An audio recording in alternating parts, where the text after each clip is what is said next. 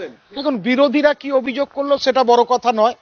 আমাদের রাজ্যের মুখ্যমন্ত্রী মাননীয়া মমতা ব্যানার্জি বলে দিয়েছেন যে আবাস যোজনায় ঘর পাওয়ার ক্ষেত্রে স্বচ্ছতা বজায় রাখতে হবে, এবং তিনি সেটা নির্দেশ দিয়েছেন যদি কেউ কোনো রকম অস্বচ্ছতা এই আবাস যোজনা বাড়ির ক্ষেত্রে করে তার বিরুদ্ধে কঠোর ব্যবস্থা গ্রহণ করা হবে।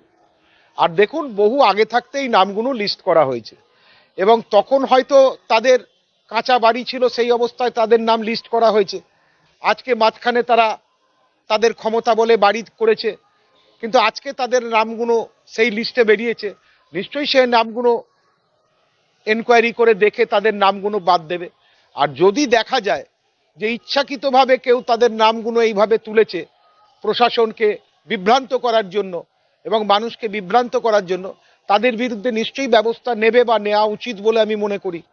আমাদের দলের পক্ষ থেকে স্বচ্ছতা বজায় রাখাটাই আমাদের কাজ, আমাদের সরকারের তাই কাজ, সেটাই হবে।